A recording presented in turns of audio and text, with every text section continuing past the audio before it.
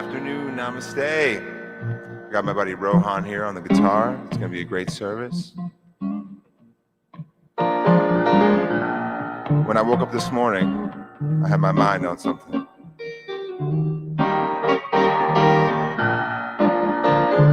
If you're like me, it was on spirit.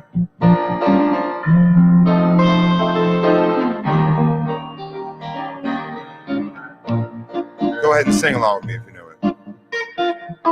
Woke up this morning with my mind stayed on spirit.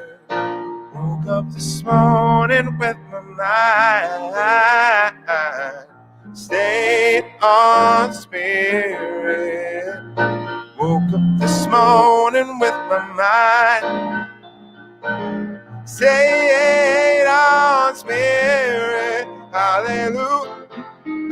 Hallelujah, hallelujah. I was singing and praying with my mind stayed on spirit. I was singing and praying with my mind stayed on spirit. Singing and praying with my mind stayed on spirit. Hallelujah, hallelujah, hallelujah. Take it, my friend.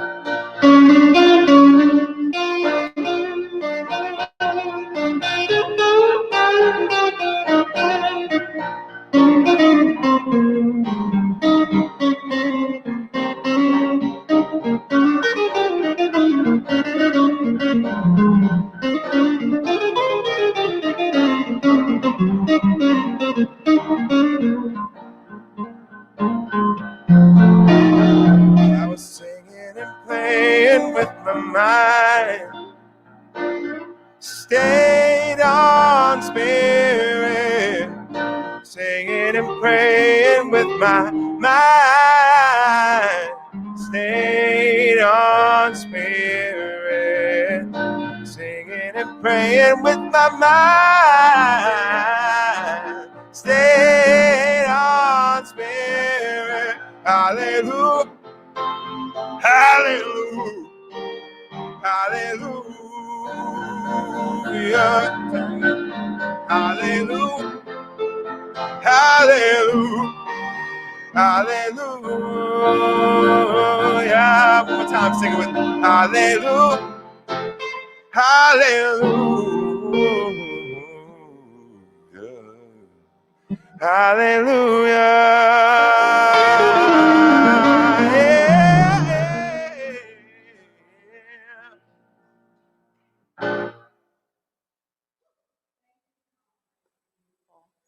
Happy Sunday, namaste. It's so wonderful to be with you here today. I get to share with you our announcements for this week. First, we're going to go over who we are. If you would like to read this along with me, that would be wonderful. I honor the place in you in which the entire universe dwells. I honor the place in you, which is love, truth, light, and peace. When you are in that place in you, and I am in that place in me, we recognize that we are one. Namaste. Okay, and we get to go over this is my course correction guide. It's constantly going around and around. I learn practical science of mind tools and practice in a loving, connective, and vibrant community to reveal my power and change my life. And we get to begin by awakening, and then we realize, we transform, and then we get to repeat it all over again. And our power statements: We are a thriving, dynamic, spiritual community. Hashtag we are Namaste. Hashtag this stuff works. It really does. Okay, and just a reminder that currently we are conducting virtual service only. And tune in every Sunday at 4:30 p.m. to enjoy the Super Sunday service. And our happy hour schedule for October. This week, we're not having our usual happy hour, but we'd like you to join us for the Circle at 7 p.m. And next week, we will resume our happy hour, and we're going to have a spiritual practice to be announced. And they always begin at 8 p.m. unless otherwise stated. Now, for the Circle, this Wednesday at 7 p.m., we're going to have a Samhain celebration. It's a Wiccan ritual, and it's with Lillian Reinhardt. Contact Valerie Day if you need any more information, and it's going to be on Zoom. And look at these beautiful faces. This is our Namaste Choir, currently virtual with direction under Alan Arnett. And you just look at them and you know they sound beautiful. Absolutely delightful. So if you have interest in joining, please email Marilee Adler. And finally, come and connect with us. Our practitioners connect and do a daily prayer every day, Monday through Friday at 7 a.m. You can phone in or you can join on Zoom, and this is a wonderful way to receive prayer and to connect with other fellow congregants. Thank you, Namaste.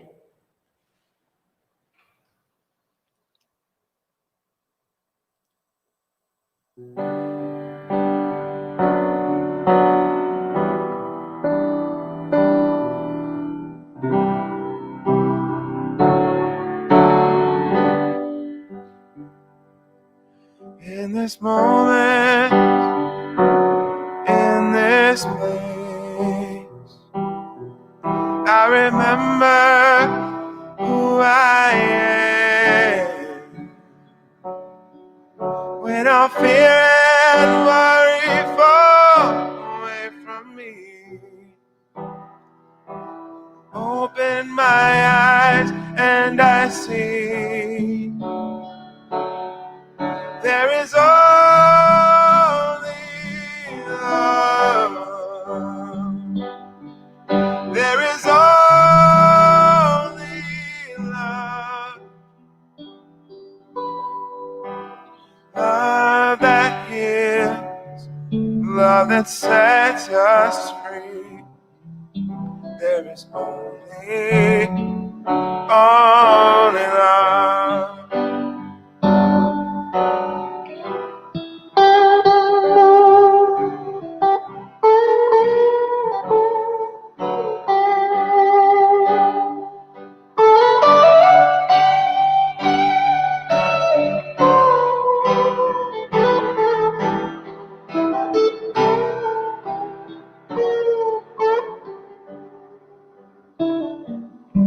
In this moment, in this place, I remember who I am.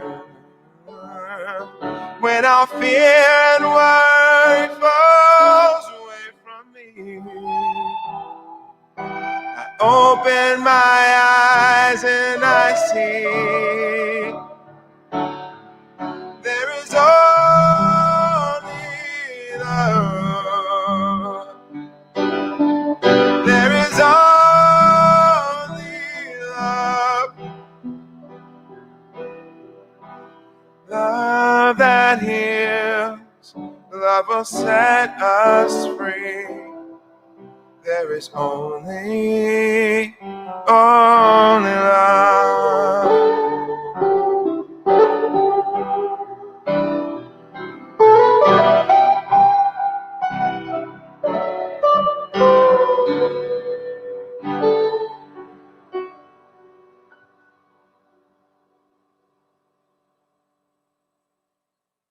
There is only love, a love that sets us free, a love that allows all our fears and worries to fall away.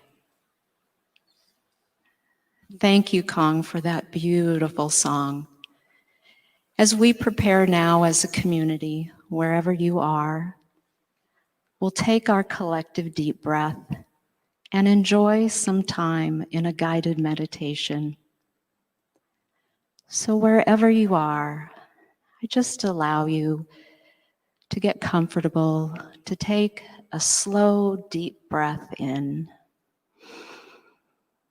and just letting it go slowly and fully. The breath that is nearer than my hands and feet. Again, taking a deep, slow breath in and letting it go fully and completely. Allow your shoulders to drop. Feel your body come to relaxation. Just returning to the natural rhythm of the breath now. Slow your thoughts. Just let them become quiet. They will persist, and that's okay. Don't judge your thoughts. Just allow them to be. Perhaps see them as a leaf gliding down a gentle stream.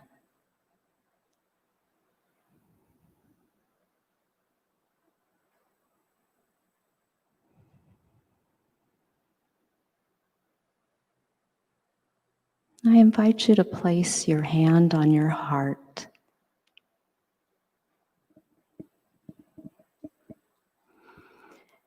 And on this inhale, say to yourself, I am free.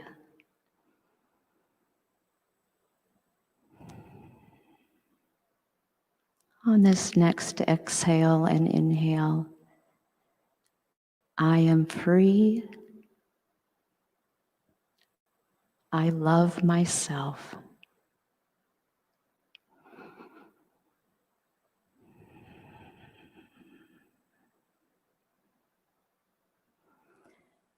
Sometimes we judge ourselves harshly, and we have negative judgments. So I'm going to invite you to think of one, just one, only one.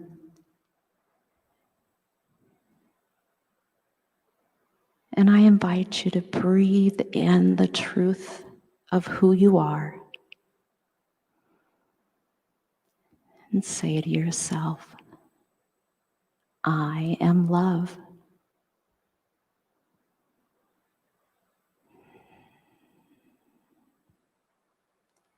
And on this next inhale and exhale, I am love.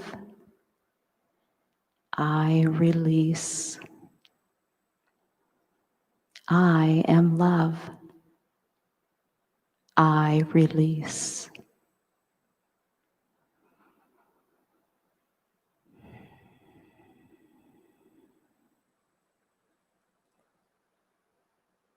And you may not be ready to let that negative judgment go. And that's okay. Perhaps You're ready to set an intention to release it.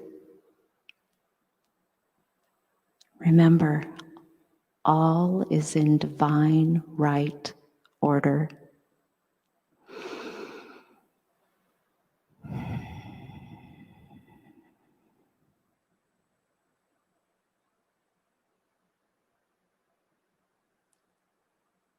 So coming back to that one negative judgment,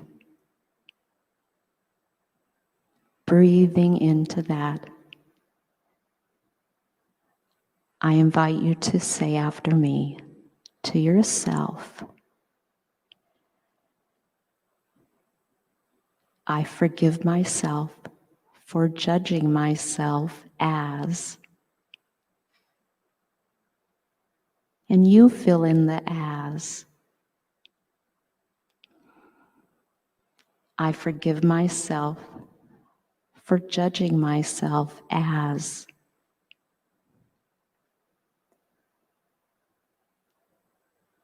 I forgive myself for judging myself as. It might be for judging myself as unlovable, as cowardice, as unworthy. Whatever it is, I forgive myself for judging myself as.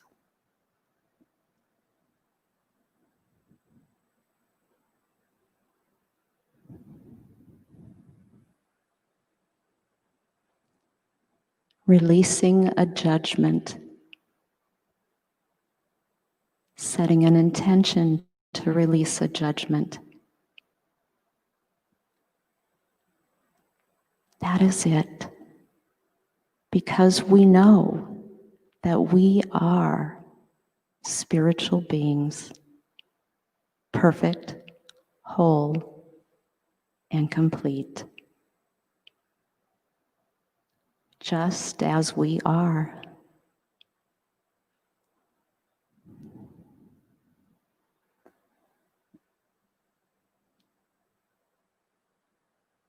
So take another few deep breaths in and out.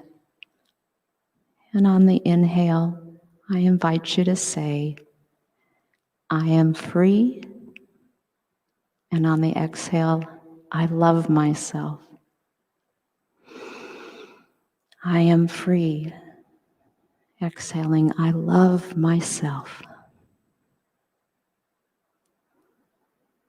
I am free.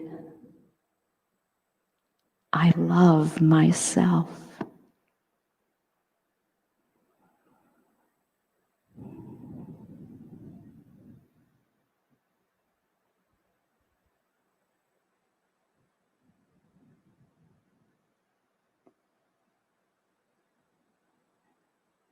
Allow yourselves to become present right now, back in your bodies, feeling the seat beneath you, the support of the chair behind you.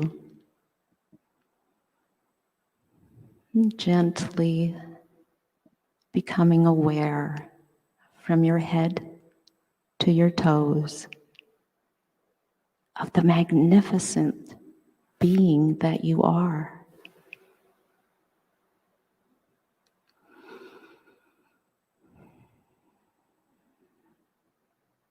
And I'd like to take us now from our time of meditation into our invocation. Sweet Spirit, this infinite and eternal beneficence that is God, that is life itself, I give thanks for knowing the love that is Spirit, the peace that is Spirit, the one divine intelligence that is absolute oneness. Absolute oneness. There is nowhere that God leaves off, and I begin. So as I sense and feel and know my oneness, I know that this is the truth of all of us. I give thanks for the beautiful message that Spirit has today for us, spoken by Reverend Bobby Becker.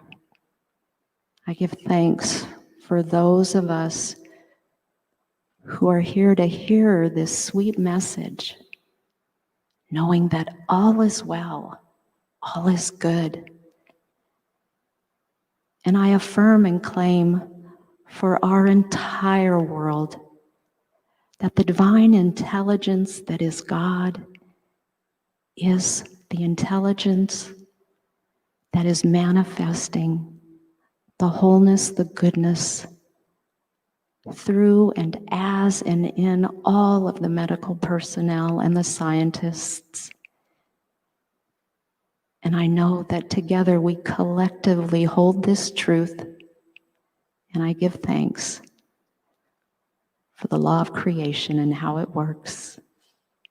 And I release this prayer into the action of the law, knowing absolutely assuredly it is done. Amen.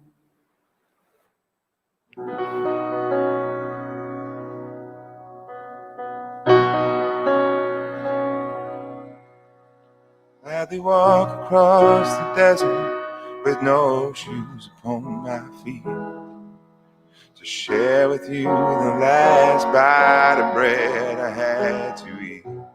I would swim out to save you in your sea of broken dreams. With all your hopes are sinking, let me show you what love means. Love can build a bridge between your heart and mine. Love can build a bridge. Don't you think it's time? Don't you think it's time? I would whisper love so loudly every heart would understand. Love and only love can join the tribes of man. I would give my heart's desire so that you might see. The first step is to realize that it all begins with you and me. Love can build a bridge between your heart and mine. Love can build a bridge. Don't you think it's time? Don't you think it's time? When we stand together, it's our finest hour. We can do anything, anything. Keep believing in the power. Love can build a bridge between your heart and mine. Love can build a bridge. Don't you think it's time? Don't you think it's time? Don't you think it's time? Don't you think it's time?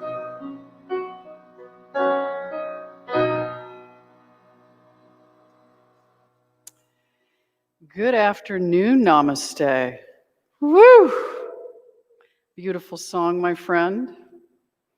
That was at my wedding, by the way. That song was at my wedding. Oh, really? It was.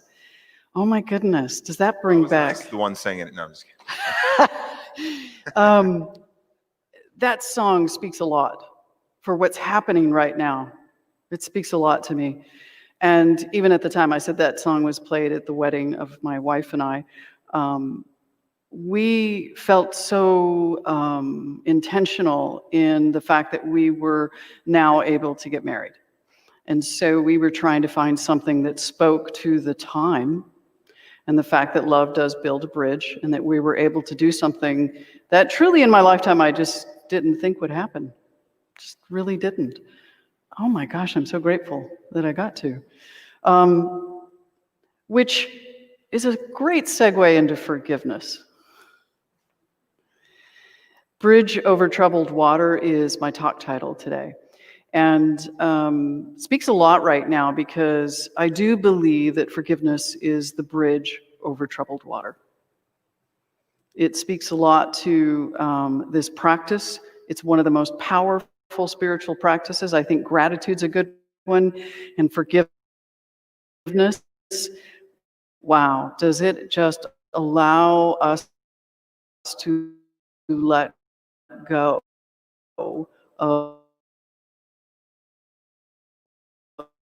of energy and power that we've given to something. Whether you're, and it's not about forgiveness turn, also when we forgive others, there is something. Oftentimes, what I want to talk about forgiveness today is that most often what I'm here to forgive is a perceived way of thinking about something, because I don't always know what's the truth in any given situation. I know what my truth is, and the truth has usually happened in a situation in which it's being called for me to forgive. Is what's happening is something that's been touched within me, a little wound, a little place that gets touched, and I've just created a lot of energy around something. Now, what's important about what I see? Well, there's a story I'd like to talk about or tell you that's in the book, that We Are Not Alone by Mark Nepo. And he talks about a woman, her name is Puanani Burgess, and she lives on the island of Oahu. And it's just outside of Honolulu. It's actually quite a large area in Oahu. So this grandmother this Puanani, this grandmother that she loves to walk her little 2-year-old grandson around. And he's pretty short. You know, those 2-year-olds get pretty short. I mean, they don't start tall, right?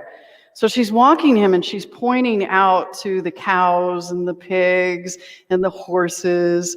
And she's just so excited to point this out to her grandson. And each day she does this, but he's just like, what? He's just not as excited as she is. And so after about the 4th walk, she's just like over it. How come my grandson is not excited about it? So she decides to just kneel down and get to his height. And then what she sees is this tall grass is obscuring his entire view of any horse, pig, or cow. And then she picks him up and laughs. And for the first time, little Poha, that's his name, sees the amazing cows and the horses and the pigs. And he claps his hands and he begins to laugh. So the profound lesson in that moment is, see what others see first. This whole week has been that opportunity for me to see what others see first, is to not necessarily see that my story or my version or what I see is all that is being seen. In fact, my version of the story is most often so dramatically different from the other person engaged in any situation. And so when I choose to see what others see first, what happens is, especially in forgiveness, is what enters into the situation is compassion. Community enters into it because I start to have this practice of care, that I actually have care for what another might be going through or seeing. I can't tell you how many times this week that there's been a situation that's come up that what I thought was happening was so far off.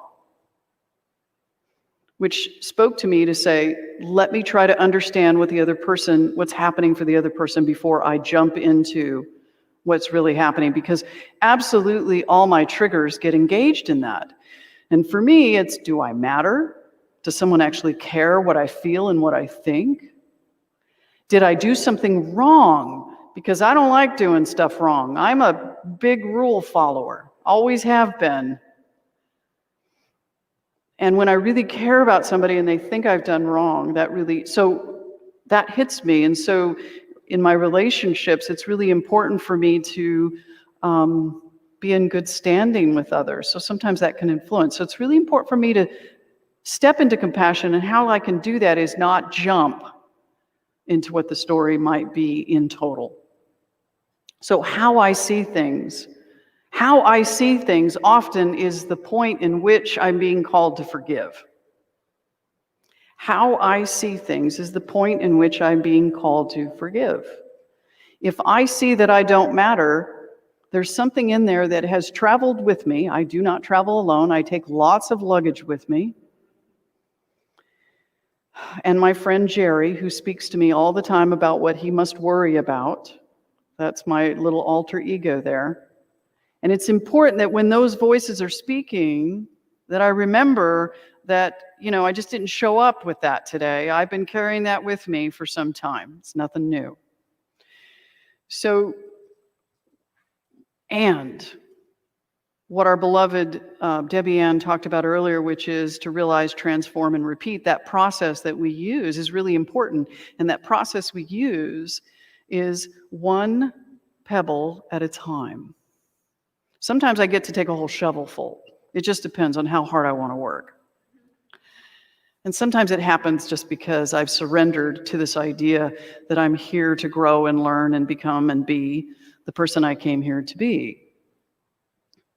Ernest Holmes said that we believe the ultimate goal of life is to be in complete freedom from all discord of every nature, and that goal is sure to be attained by all. I had another conversation this week with respect to discord and love. And I think what Ernest is talking about here is really the power that discord can have, because discord is going to be part of our experience no matter what. And the paradox of life in this is that love and discord will always be together. There will always be something that I'm struggling with. There will always be something, at least in this human existence, unless somehow I get translated or something happens. It's, can I live with those two and allow them to be without giving it's like fear to faith. Can I give, am I going to have fear around discord, or am I going to see discord as the gift in the situation? We believe the ultimate goal of life is to be in complete freedom from all discord. This is one of our declaration of principles in Science of Mind, and it's a really important principle because there's something within us that wants to be free of it. There's that pull, that desire, and I think that's a worthy desire. It propels me to learn from discord, which leads me to learn from forgiveness. Oftentimes what happens, as we know, is our lives, especially around forgiveness, are dictated by some past story that I've traveled with up to this point, in which has power.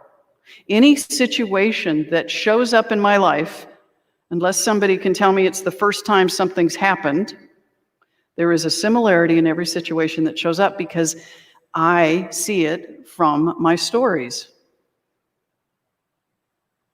But if I will pause for just a moment and look at it, I will find that there is a pattern in everything that shows up in my life, not necessarily what shows up, but how I see it. Most often, and I can tell you, how do I know when I need to forgive? I would say 100% of the time is when I have placed myself as a victim in the story. If I'm a victim in the story, then I have to forgive, because truly we are only victims when we choose to put ourselves there, no matter what. And our culture, there's been a lot of studies done around the fact that Western culture is not only famous for it, but has a practice of placing itself as victim in everything. Someone is to blame, someone is innocent. We do that with everything. We do that with everything. Racism, currently, is all of us.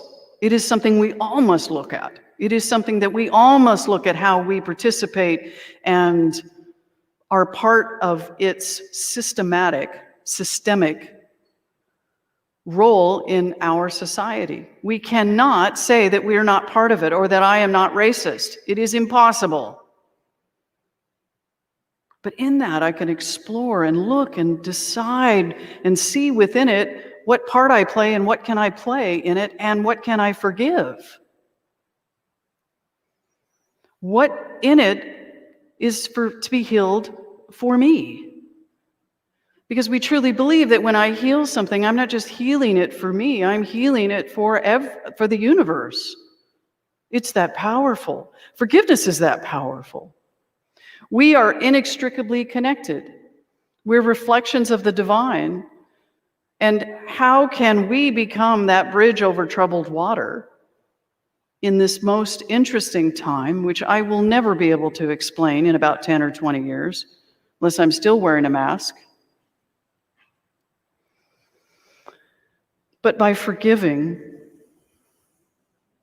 which is, I need to tell the story that I'm living with and believing in, tell it to someone.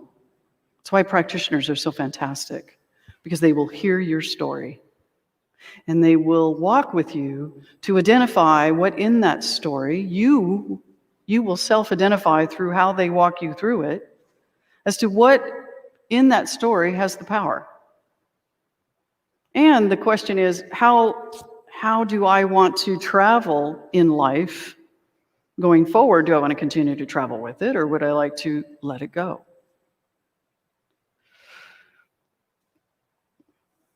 Forgiveness means reconciliation despite estrangement. This is Ernest Holmes in Help for Today. Forgiveness means reconciliation despite estrangement. Anybody been estranged by a family member or somebody in your life? Forgiveness means reconciliation despite estrangement. It means reunion despite hostility. It means acceptance of those who have been unacceptable. It means reception of those who are rejected. Forgiveness is unconditional, or it is not forgiveness at all. And I'm thinking about just an experience I had recently, and Dad, in case you're watching, he and I have had this really interesting journey, our entire lives. I had this really great talk with him this week, and I had asked him, what was I like as a teenager? I didn't ask him what I was like. We were talking about Reese, our 15-year-old, soon to be this week, and I was saying, she's going through her own 15-year-old stuff. I wonder, was I moody? Was I, what was I as a 15-year-old? And he said, you were very sweet. You were very sweet. You were very kind. You were very moody. I didn't ask my dad for that, but what was interesting about it, in that moment, there was just something that happened, which was there was a reconciliation of just being okay with his perception of it, and at the same time, don't take that in as if that's the whole truth either. I was fine with what he said. I thought it was sweet and beautiful, and I was really grateful for it, because I was thinking, oh, what's he, then after it came out of my mouth, I was thinking, oh my God, what's he going to say back, But the thing is with relationships like this that, at least in my case, where over the years, varying incidents, situations have arisen that have challenged us and pushed us. And I have watched myself, even in the most recent year, say things that I regret, in a sense. Now, when I say regret, let me explain that. It probably needed to be said for me, but it was too much. Can I forgive myself? Yes, that's okay that happened. And I get to learn from that. And that's real forgiveness. I can reconcile with myself. And it takes, I think our relationship, he and I, our relationship has changed one pebble at a time. So the deal is this, in these kinds of relationships, it doesn't mean that they change immediately. Don't ask for the mountain to move. Just take a pebble from the mountain each time we visit. It's important for me to give, and I'm going to talk a little bit here for a few minutes about, in the Jewish tradition, there is, before Yom Kippur, which, thank you, Joyce Levinson, for having a beautiful conversation with me about this. Yom Kippur means to be forgiven. And this just was in September, Yom Kippur. And in that, prior to Yom Kippur, about 10 days before that, there is an actual tradition called Erev Yom Kippur. Yom Kippur is to be forgiven from God. So forgiven of my sins with God. And Erev Yom Kippur is to be forgiven of my sins against others. And I think about that, to be forgiven from God is that self-forgiveness for me, which is, can I forgive myself? But before I do that, it's like, can I look at the things, and I actually did that this week as I was looking through and things that I had done to someone else that I had really not forgiven myself for. And because that art of forgiveness, which is one of the highest holy days in the Jewish tradition, which is Yom Kippur, is forgiveness. Because in the Jewish tradition, the purpose of life is called tikkun olam, which is to repair the world. I am here to repair the world, which is to, if I was going to look at it from a metaphysical standpoint, is to repair my world by how I see it. This philosophy and its practices, it asks us to look at what we believe in the story. What can I repair in the story? Guaranteed in the story, there is something in there, some belief in the story that I can repair. I don't need to eliminate it, but I can repair it. And I think that's beautiful because it doesn't throw out the story. It just allows me to look at the story and see a deeper truth for me, the gift in it now, and to allow a bigger, deeper story to be revealed. And allow me to look at, so what I believe is a result of this story, but what I'm believing, and now my life is unfolding, happens because of my belief in that story. So it's important for me to look at that story and know, again, I'm going to go back to this, is there is a story playing out from my past right now. What is it to be healed? And as you go through your week this week, you get to ask yourself, what should I forgive? What part of my life just seems to be coming up right now a lot? And guaranteed, if you're out there on social media and you're throwing stuff out there that's in opposition of one side or another, your story's playing out. Because it always plays out. It's anytime we do anything, it's playing out. Margaret Mead, I love Margaret Mead. She says, having 2 bathrooms ruined our capacity to cooperate. I remember having a house with 1 bathroom, and it's a lot of cooperation, right? Terry knows it. He's sitting right here. He's going, oh yeah, Ray. We like to ease things up so that we don't have to necessarily cooperate, but we're always in a state of cooperation. And as you're out there on social media, as you're out there operating with a lot of people that don't believe the way we believe, and I say we as in whatever that is, we get to choose what we forgive so that we can heal the story, so that we can be in cooperation on our planet. I'm looking around the room and I'm seeing folks wear masks, and that is cooperation because I care. I care about you. You care about me.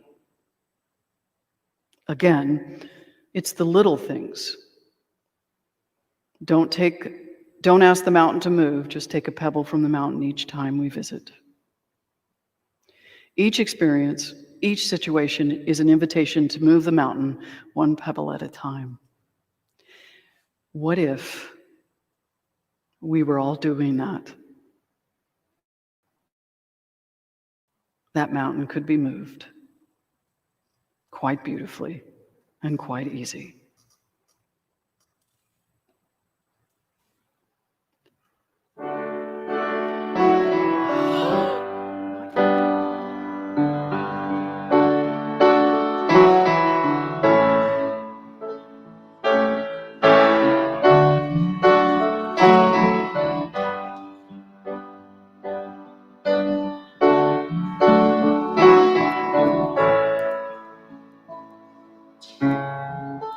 Got a call today that I didn't want to hear, but I knew that it would come.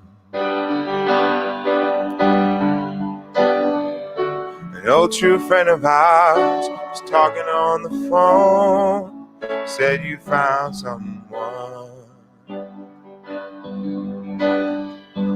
And I thought of all the bad luck and the struggles we went through, how I lost me and you lost you. What are all these voices outside love's open door? Make us throw off our contentment and beg for something more. I'm learning to live without you now, but I miss you sometimes. The more I know, the less I understand. All the things I thought I knew, I'm learning again. I've been trying to get down to the heart of the matter, but my will gets weak and my thoughts seem to scatter. But I think it's about forgiveness, forgiveness, even if you don't love me anymore.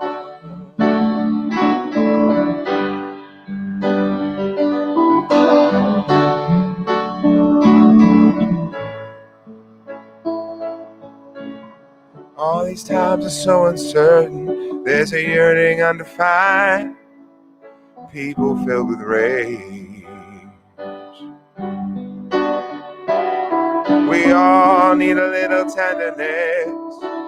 How can love survive in such a graceless age? Oh, the trust and self-assurance that lead to happiness, they're the very things we kill, I guess. Oh, pride and competition cannot fill these empty arms, and the work I put between us, you know it doesn't keep me warm. I'm learning to live without you now, but I miss you sometimes. The more I know, the less I understand. All the things I thought I knew, I'm learning again. I've been trying to get down to the heart of the matter, but my will gets weak and my thoughts seem to scatter. But I think it's about forgiveness, forgiveness, even if you don't love me anymore.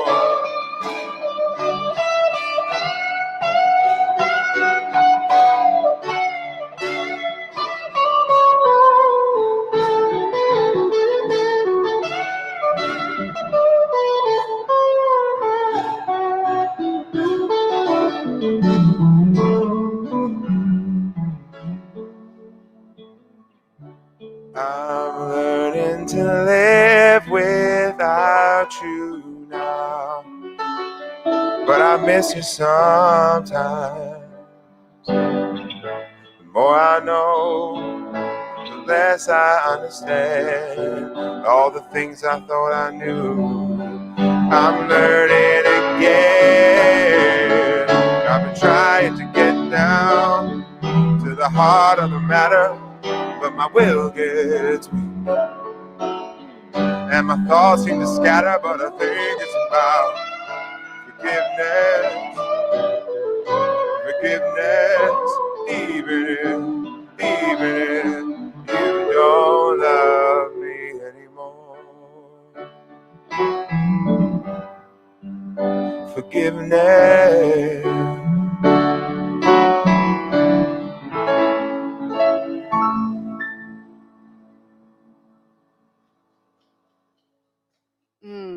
That was beautiful, wasn't it, Veronica?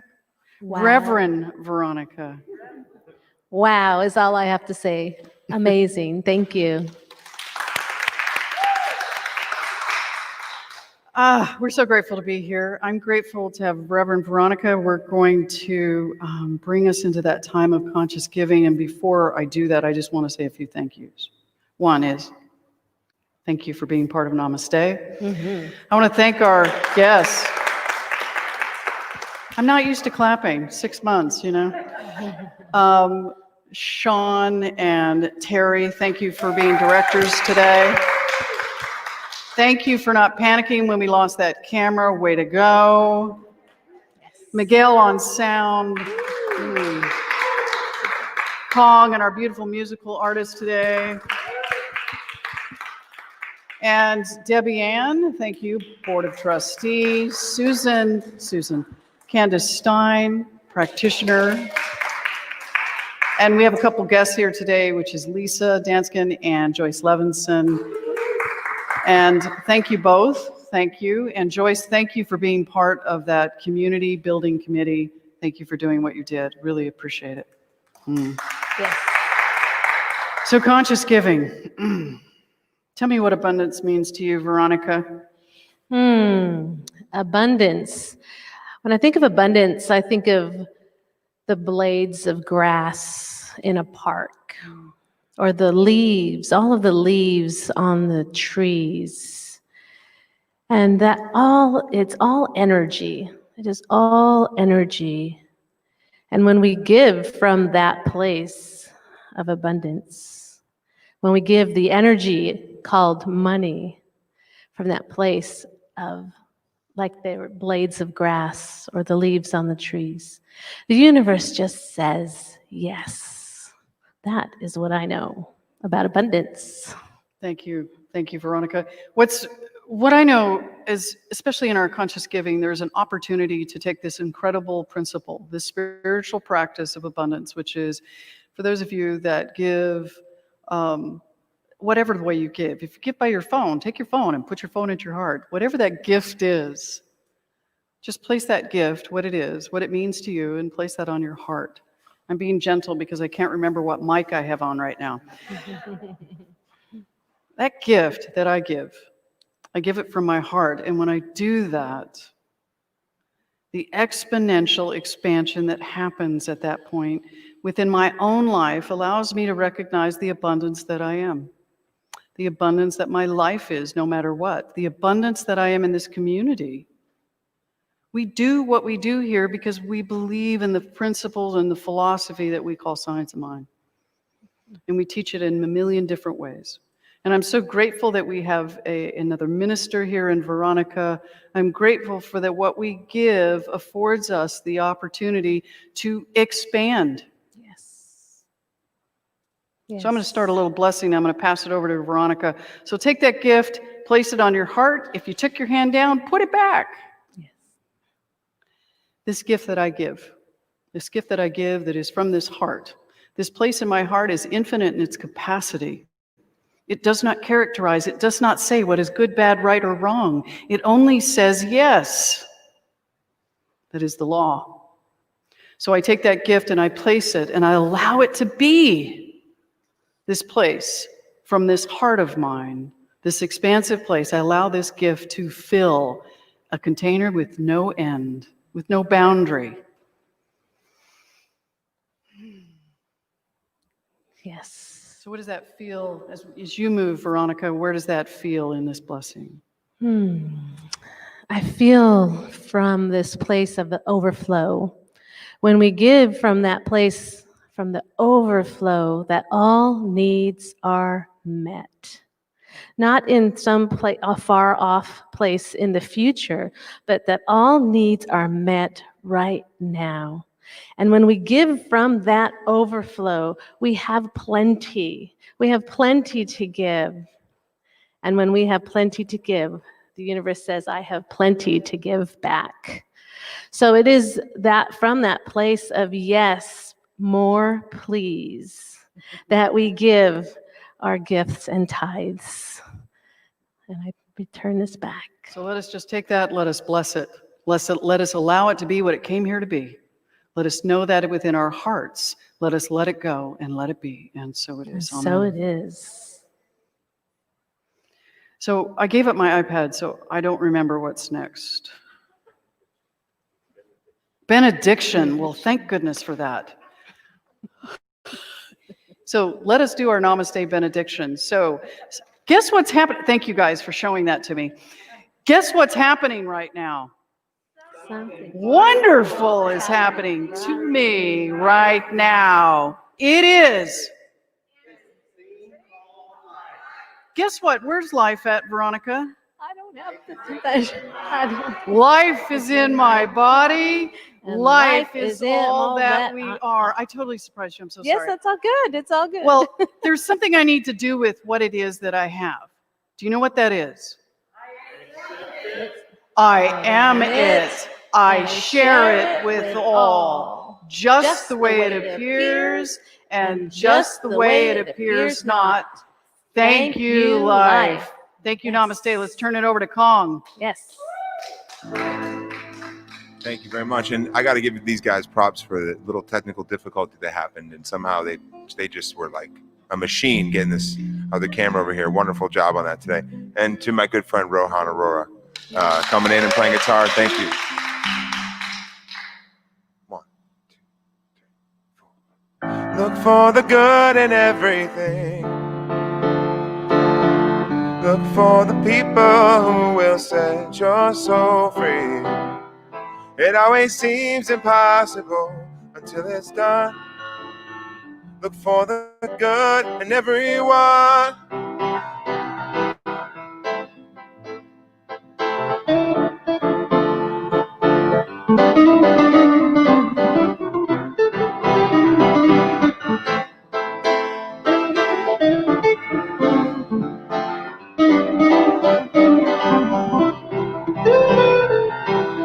Look for the good in everything.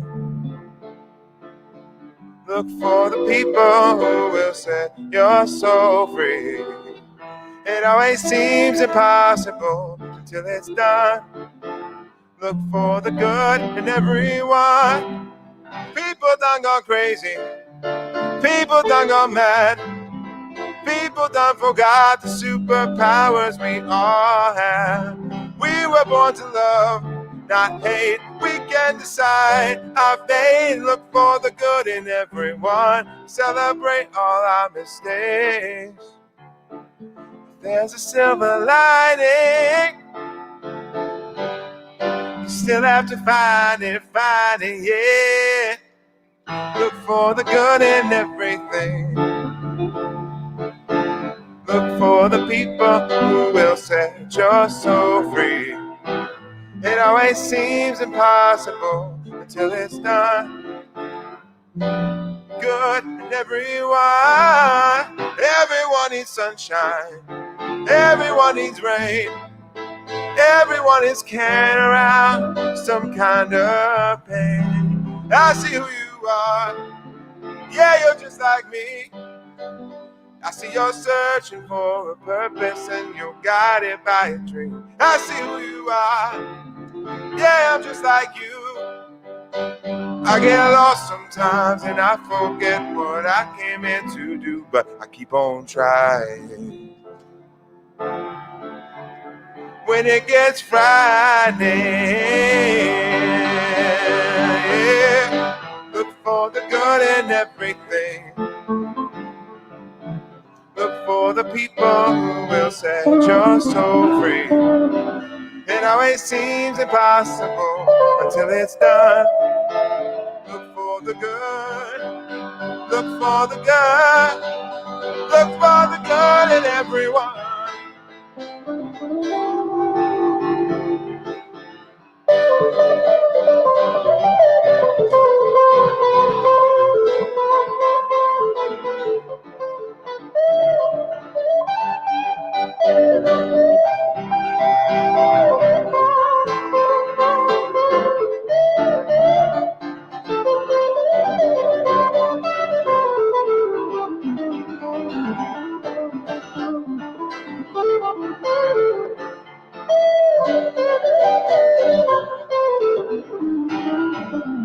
Look for the good in everything.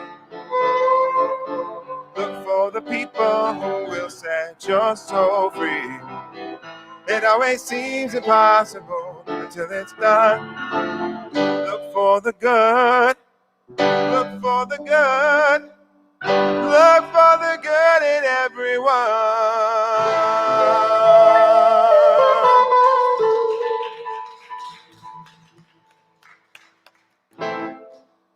Thank you, namaste. Yes, look for the good. It's been such a pleasure to be here, and even though we're not together physically, I know we are always together spiritually. Thank you for that, Veronica. It's so good to have people in the room, even if it's a handful. I have such gratitude for that right now. So it's exciting. I just want you to know that next weekend, Reverend Carol Lotz is going to be here. Oh, love her.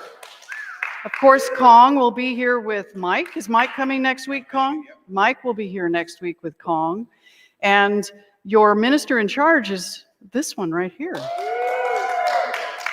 So I'm going to take a much needed weekend off, so please make sure you join us and enjoy what Reverend Carol has to say. And can you believe that we're about to move into November? I know. I don't even know what to say about that. It's been a year, hasn't it? So let's be grateful for today. Let's be grateful as we go into this next week that we have an opportunity to use forgiveness as a way to be free. Let us do that. Thank you, namaste. Have a great week.